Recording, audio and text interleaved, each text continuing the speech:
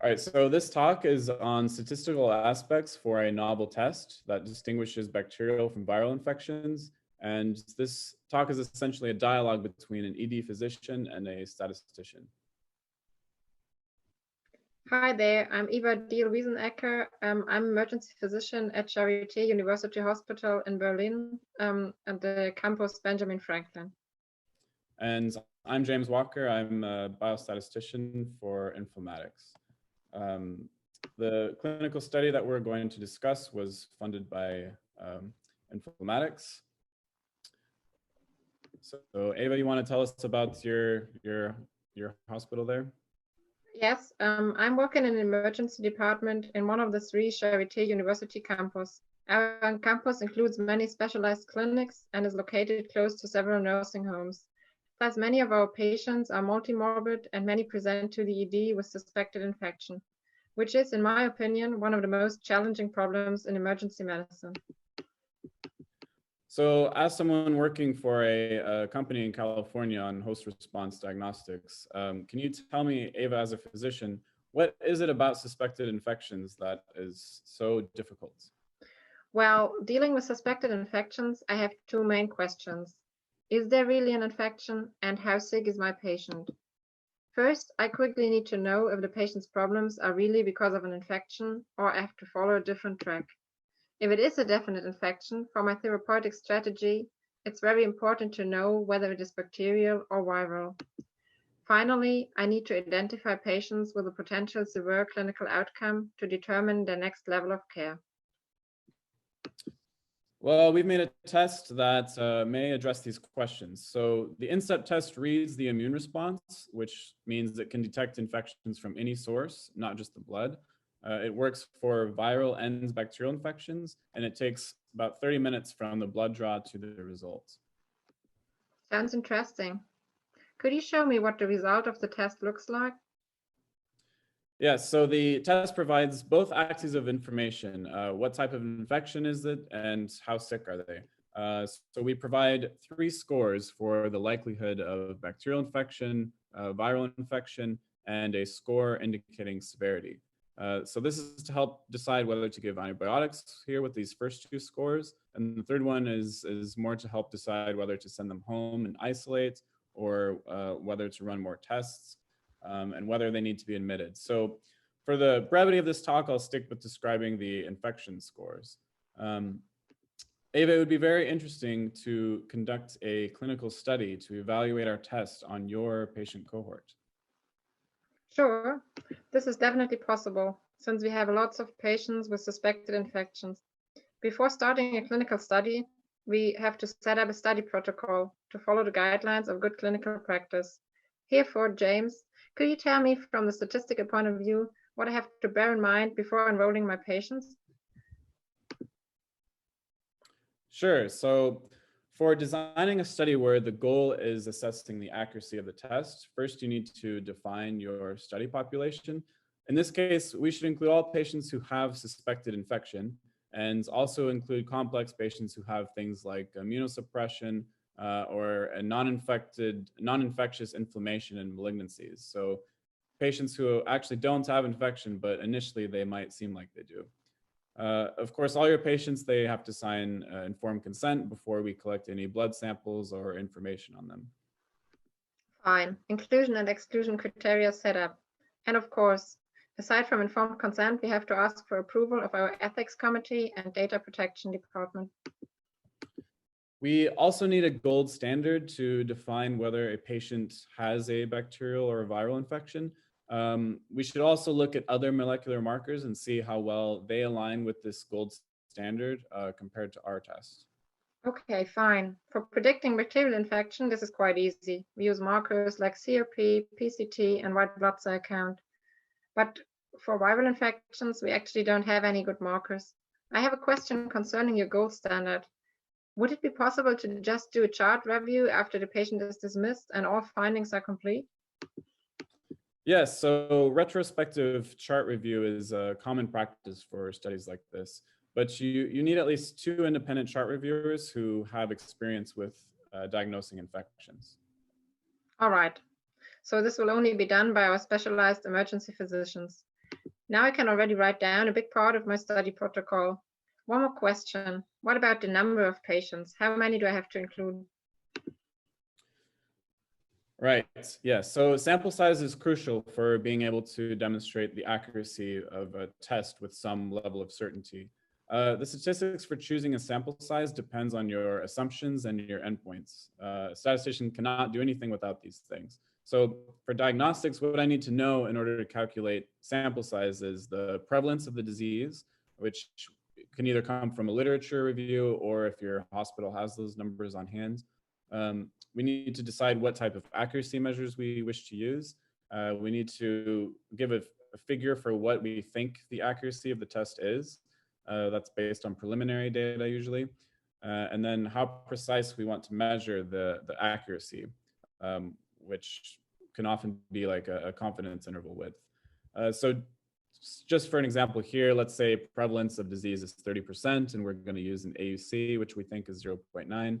If we want to measure this AUC with a confidence interval of 0.08 on either side, we would need 95 patients. But if we want to be more precise and make that window smaller, so 0.05 on either side, that already balloons the sample size up to 240. Okay, determining the prevalence of bacterial infections in one hospital isn't such an easy goal. But at our hospital, we assume a prevalence of about 30% for patients with suspected infection.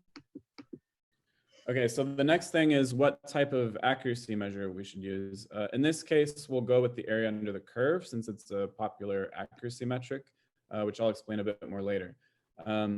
So for our preliminary data, we suspect an AUC of about 0.9. And finally, for the precision of the AUC, I think this 0.05 is a pretty good figure. So our sample size should be about 240. However, I think it's safe to say there will be quite a few patients where the chart reviewers, they can't really come to any solid conclusion about what the gold standard is. That is, they can't really figure out if the patient truly did have a bacterial or viral infection. So we'll add an extra 30% to the sample size just to be safe. So that's the total of 312. Okay. Let's fast forward 2 years. Our clinical study was finally completed. Let's have a look on the study design and included patients. On the left-hand side is a little overview. As you already know, the goal was to assess the accuracy of the INSAT test in our emergency department. From February to December 2019, we enrolled exactly 312 patients with suspected acute infection and at least one abnormal vital sign. On the right-hand side, you can see an overview of the patient characteristics. About 20% had immunosuppression and 27% had non-infectious inflammation and malignancies. Here you can see the results of our clinical chart review, which we used as a gold standard, as we said before. We found nearly 60% of our 312 patients with proven bacterial infection and about a quarter with proven viral infection. Of course, it was possible to be adjudicated with both of them. For 36 patients, we could not confidently determine whether they had a bacterial or viral infection, and the same was true for 11% of suspected viral infections. So James, I'm playing the ball back to you again. Here's our ground truth, but how should we finally assess accuracy?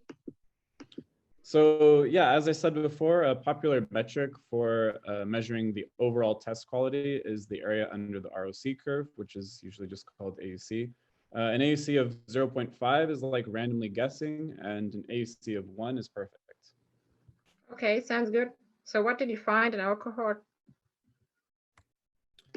So here we see the AUC for diagnosing bacterial infections was excellent at 0.9. And for viral infections, it was also quite good at 0.83. Okay, James, that looks promising and allows me to compare to these other markers here. Interestingly, the INSAT viral score also has an AUC of 0.83. Why are all these other biomarkers so bad concerning viral infections? Right, so these ones here with 0.3 something. So when an AUC is less than 0.5, it actually means the marker is inversely related to the outcome. So, but even if we take 1 minus these AUCs here, we still get something like 0.6, which is still not very good. So currently there is no FDA approved biomarker for diagnosing viral infections. So INSEP is new in that regard. Anyway, I have to say the INSEP bacterial score isn't much better than PCT. Yeah, so it's a bit hard to compare because PCT was used by the chart reviewers to adjudicate which patients had bacterial infection, and a test will always agree with itself. So for our bigger FDA study, we will do one adjudication where the physicians are blind to PCT. That way we can have a more fair comparison. Fair enough. So AUC is a nice way to check accuracy. I understood this. But it doesn't help me a lot when I see an individual patient in my ED, does it?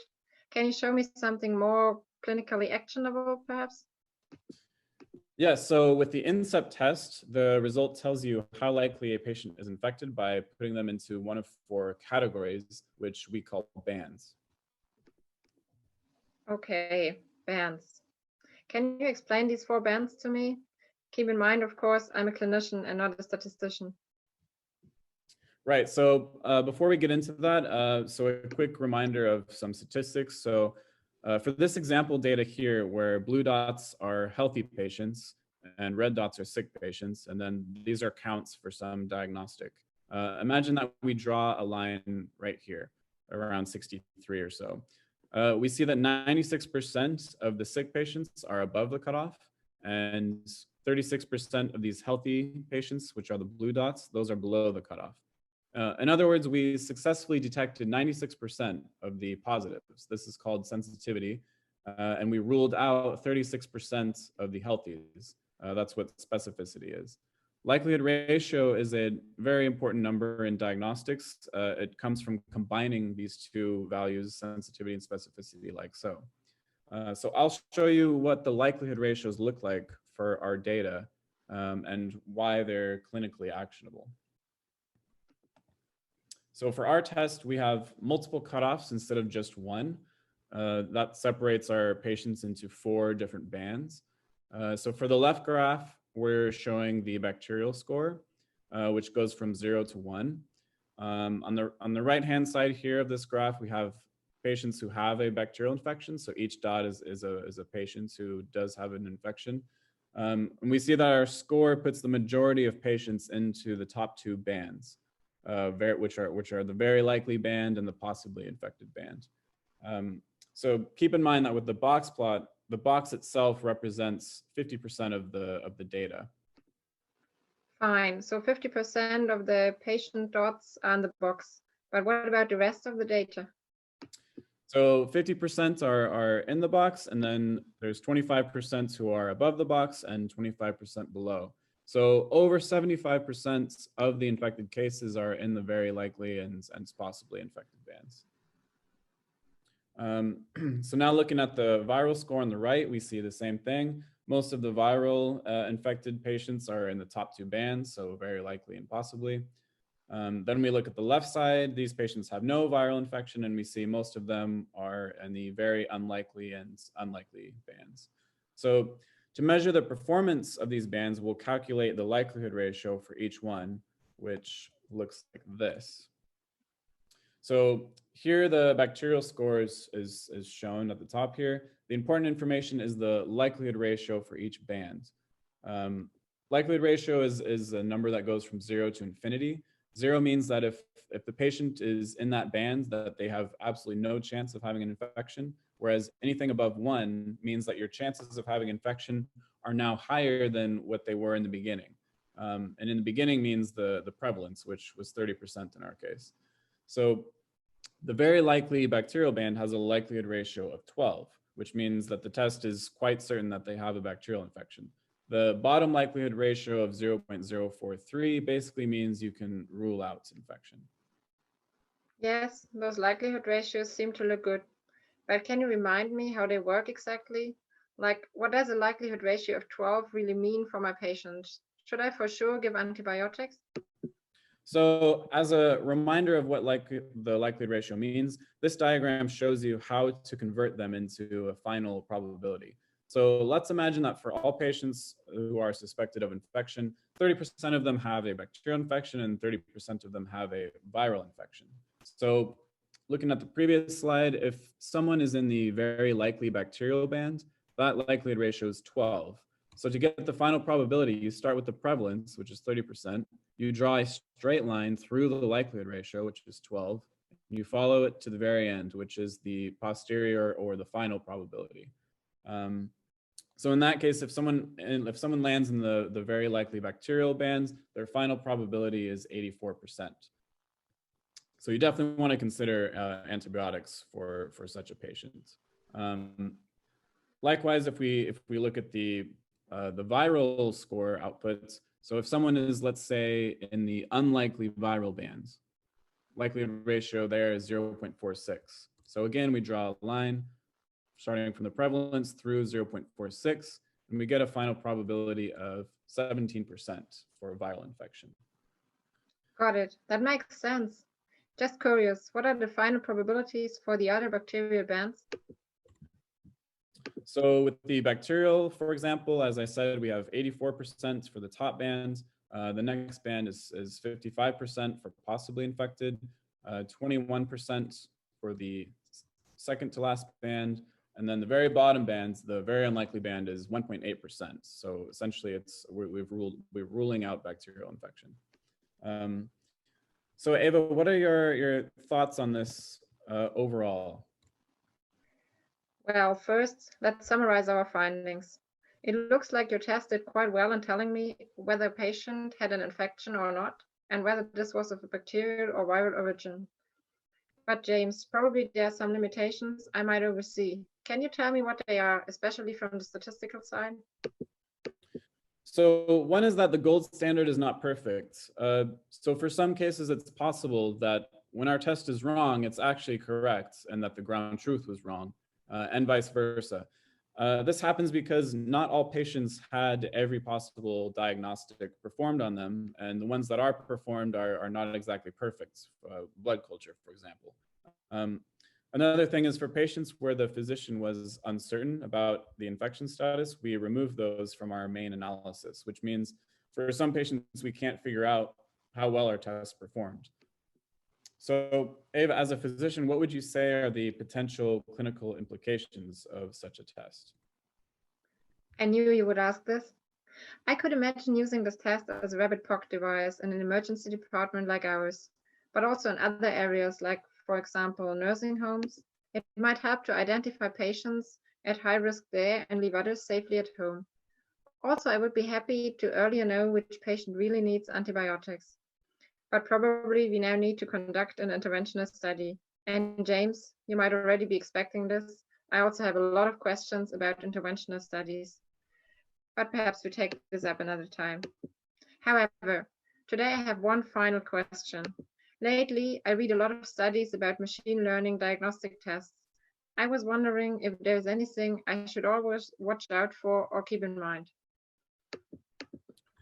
Yes, so something to always consider when looking at these artificial intelligence / machine learning diagnostics is that if a team shows you their performance on a population that matches the population used to train the algorithm, then you should not assume that it will work when used on some different population. So for example, let's take a self-driving car. Self-driving cars, they also use machine learning algorithms to function. Let's say you have one that's trained to drive in Wyoming here on the left, where there's not much traffic and there's not many pedestrians there. If you were to take that car and put it in a place like this on the right in San Francisco, where you've got bus only, taxi only lanes, lots of pedestrians, lots of other traffic, no left turn and all that stuff, then you probably should not trust that the car will work, because the car was trained to drive in a place like this on the left. So with our test, ours was developed about 40% US patients. This is the first time we tried it in Germany, where only about 1% of our training population was from there. So it's just something important to watch out for, because patients can vary throughout the world due to genetic or environmental factors, and a test needs to work well in a totally new population. to really be validated or trustworthy. Otherwise, it should only be used for the subpopulation where it was shown to work. In other words, this car here on the left, if it's trained to drive in a place like this, probably shouldn't trust it to work in a place like this on the right. Thanks a lot for that, James. Yeah, no problem. So thank everyone for listening in. Again, my name is James Wacker. You can contact me here at this email address. Yeah, thanks a lot. My name is Diehl-Wesenecker, and you also find my email address attached